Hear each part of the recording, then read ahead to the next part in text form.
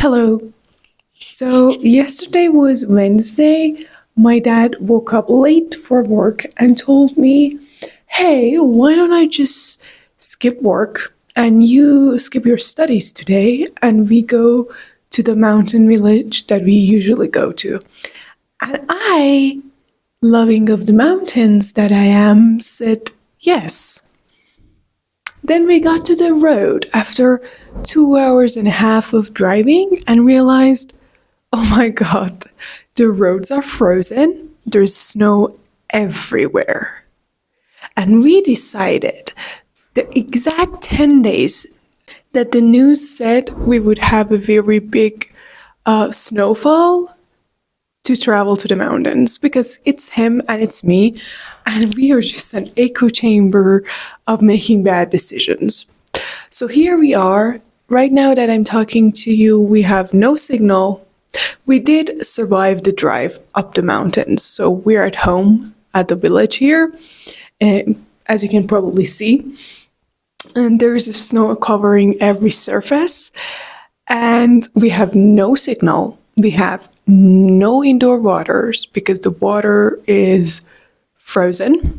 So we have no indoor water, and we have to carry out buckets and bring in water to drink, prepare our food, go to the bathroom. Yeah, it's a great disaster. And if you have been following my channel, you know that that's me and my dad's expertise making great disasters. But as I say every time that we do something crazy, but it's fun. If you are questioning that why would you do this? Why would you go to the mountains knowing that there was a snow shower coming in? Here's the thing. I live in Iran, and here we do not experience snow in the way that you do. So we barely get like centimeters of snow every year, especially in Tehran. There's no snow in sight. Okay, there is barely even rain. And right now we are facing a water shortage in Iran. Maybe you know, maybe you don't. So it didn't really occur to us that when they said there will be snow coming in the mountains, at least there would be some snow. So we came here. And you know what? Who cares? What matters is that it is fun. We are freezing. Okay, we slept last night in a very tiny room with 3 warming devices, and we were still freezing. My cat, on the other hand, is having fun. He loves it here, and he's having the time of his life. Right now, he's running around right here. Let's skip to the video. I don't know when I will be able to upload this one. I'm going to miss my uploading day because no signal here. No signal, no internet, no nothing. When we get back, I'm going to upload this for you. And you're going to laugh at me because by then it's fine. I'm home, I'm safe. So I won't be mad at you. I love you. Let's get to the video. I'm going to tell you the top 20 2026 releases that I'm most excited about. I'm going to start by January and end on the later ends of the year. The ones that we know about. We know that later on more releases will come in. Right now I'm making this list of 20 books that I'm most excited about based on the information we have right now. Okay? I don't really know what these books are about because honestly, when I read books, I don't really read the summary. I don't like to know what I'm walking into. A few months ago, I made a video of the 2025 releases of the last part of the year that I was excited about, and I read the summaries, but that ruined it for me, and I kind of didn't even pick up any of those books because of it. So I'm not going to read the summaries. I'm going to be excited about them, and I'm going to tell you the publishing date that we know right now. I picked them by genre. I searched the genres and whatever speak to me, I added to the list, and the covers. So I don't really know what these are about, and I don't know some of the authors. They just spoke to me, and here we are. Okay, let's start with January, obviously. At the 13th of January is the first book that I want to read, Dandelion is Dead, because of the cover. This decision was based on the cover through and through. What was that? A mountain of snow just fell down. Good Lord. Okay. Second book, I have Anatomy of an Alibi by Ashley Ilston, I think. If I'm wrong, sorry. I really want a good thriller. 2025 was just not it for thrillers. They all disappointed me, and I really want a good thriller. So that's why I put this one on my list. On January 20th, we have Half His Age by Jeanette McCurdy. Of course I'm going to read Jeanette McCurdy's book. I loved her memoir. I like her as a person. I think she's a very good, entertaining person. And if she's going to come up with a book, yes, I'm going to read that. Another book on January 20th is My Husband's Wife by Alice Feeney. I have a very complicated relationship with Alice Feeney. There are some of her books that I really enjoy, and I think they're entertaining. And there are some of her books that I cannot stand and I hate. And last year was the year that I hated the Alice Feeney book. So I'm hoping that this is the time that I'm going to like a book. So I'm going to read it. Fifth book is The Future Saints on the Same Date by Ashley Winstead. Beautiful cover. Just beautiful cover. Let's move to the next date. On January 27th, we have Women of a Promiscuous Nature by Donna Everhart. This one, even though the cover is very beautiful, because of the name. I picked it up because of the name. I read the name, I was like, oh, I'm going to read this book. Then I saw the cover and I was like, yeah, double that. On February 3rd, we have Nightshade and Oak by Molly O'Neill. Both the name and the cover are interesting. That is how you do the marketing. Pick a great name, pick a great cover. I'm going to read your book. I don't care what it's about. Thank you very much. On March 17th, we have Ava Reid's new book, Inamorata. I think maybe I'm pronouncing that right. What is it? Inamorata. I think that's true. It's Ava Reid. There's no book that Ava Reid writes that I don't want to read. She always has great stories and great covers and a great writing. So what else would I want from a book? And on the same day, we have You Did Nothing Wrong by C.G. Drews. Okay, hear me out. I haven't read C.G. Drews' books yet. I have wanted to, every single book, okay? They are exactly my cup of tea. I was never in the mood, and I'm waiting for that right mood to get into C.G. Drews' writing. And I know that I'm going to love it. And maybe I'm going to start this year with this book because the vibes seem to be great, okay? Great. And again, on that exact same date, we have Game On by Nevissa Allen. I haven't read the second book that came out last year. I mean, this year. We're still in 2025. I haven't read that one. I haven't wanted to. I heard the reviews and they were so mixed and a lot of people were disappointed that I was like, I don't want to read it and hate it and ruin my experience of Lights Out. So that's why I haven't. This one has a green cover. The last one was orange and then blue. I I don't know. I'm going to wait for the reviews to come in. If they are good enough, I'm going to read it. But if they're still disappointing, I may never continue this series because I don't like to ruin my experience that I had with the first one. April 14th. The book I have on that publishing date is Strange Things Have Happened. Why do I want to read this book? Well, first of all, the title is fun, I guess, but honestly, because of the oranges on the cover. I have a soft spot for lemons and oranges on the cover. I don't know why. Honestly, I have no idea when that started and what that reminds me of.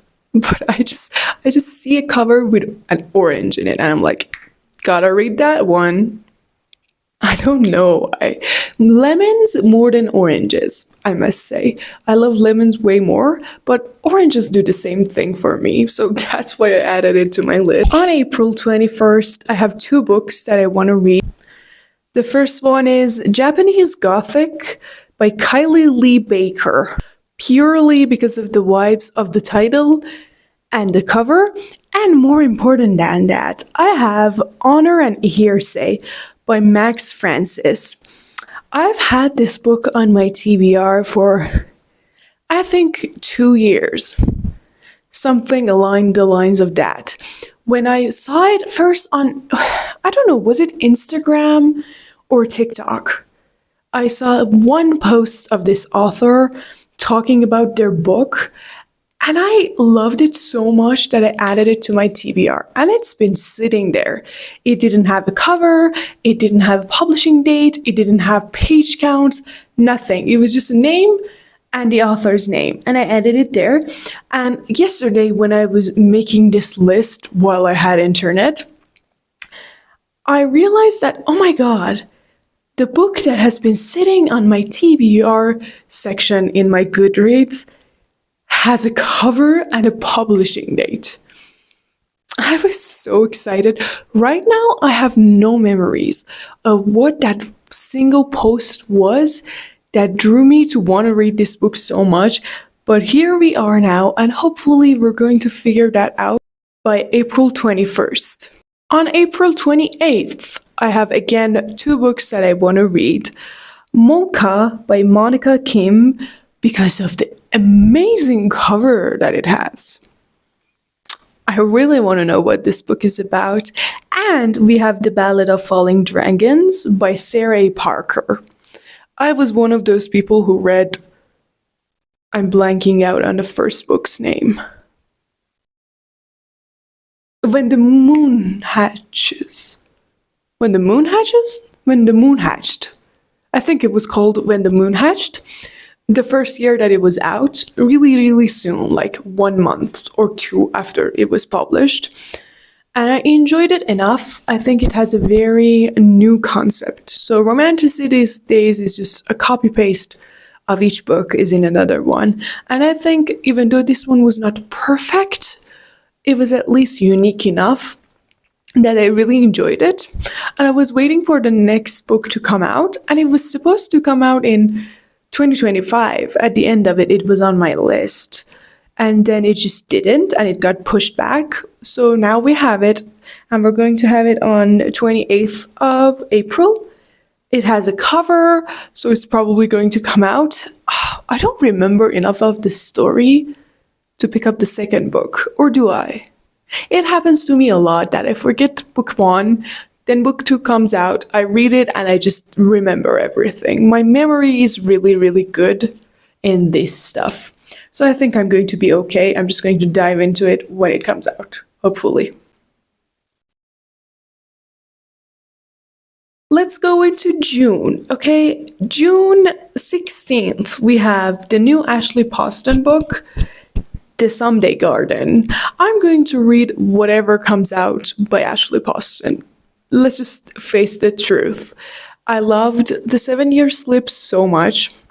I didn't really love Sounds Like Love. Here we go. I didn't really love Sounds Like Love, but I liked it enough that I'm just going to read every book that she comes out with. Everybody is, come on, everybody who reads romance reads Ashley Poston nowadays.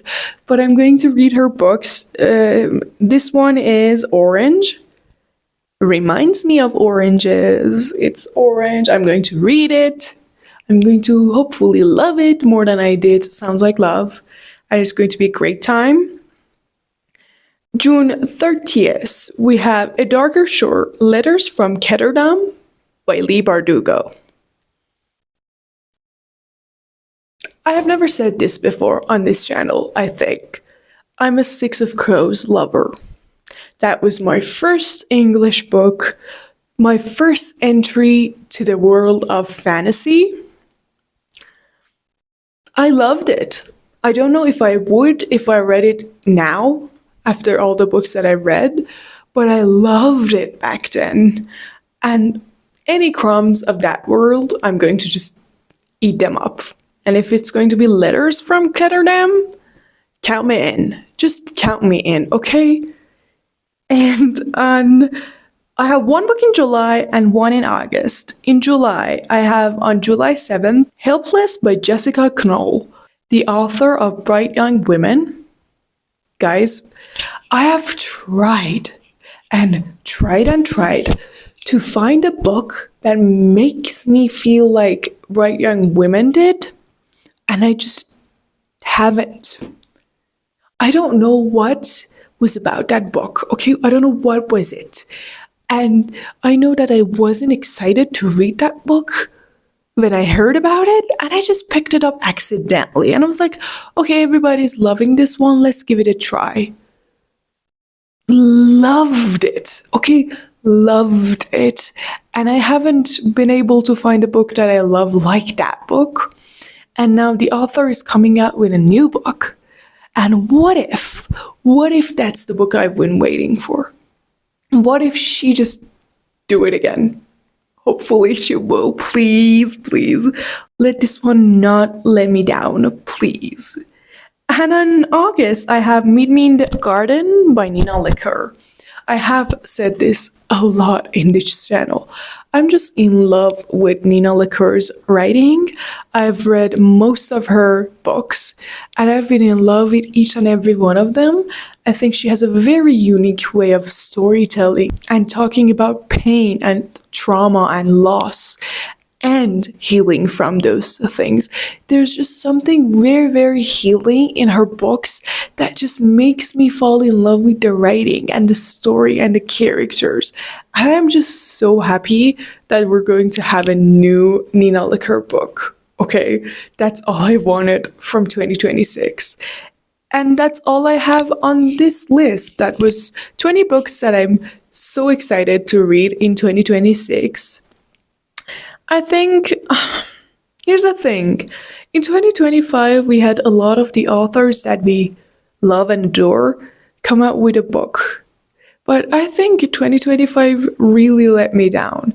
I don't know if it was just me and the situation in my life, my country, my everything, that I was not in the right mental state to enjoy the books that I was so hopeful and excited for, or it was just the books. But it was just not it. A lot of the books that I was waiting for came out, but nothing really did the trick of making me drown in reading. I don't think I haven't felt that feeling that you have, that you're like, I'm living in this book for a very, very long time and I miss it. And maybe it's just life's fault. I don't know. Let's just hope that these books are going to fix that. And I'm going to add something to this, that let's hope that I'm going to be alive and well mentally to read books that I want to read, because life has been rough, just rough for the last year and maybe 2 years. Let's just hope that my mental health is going to get better and I just get better in general. Everything just gets better than this disaster that I'm living in. Okay, let's not get too depressed. Sorry, that's not your problem. Hopefully, that list is going to help you, and hopefully, you're as excited as I am to read these books. If you're excited to read any books that I didn't mention, maybe tell me so that I can be excited about that too. Thank you for watching this video. I love you. See you in the next one. Let's hope I get out of this snowstorm fine. I'm going to show you the weather outside right now. Bye bye. Okay, that's Mount Damavand.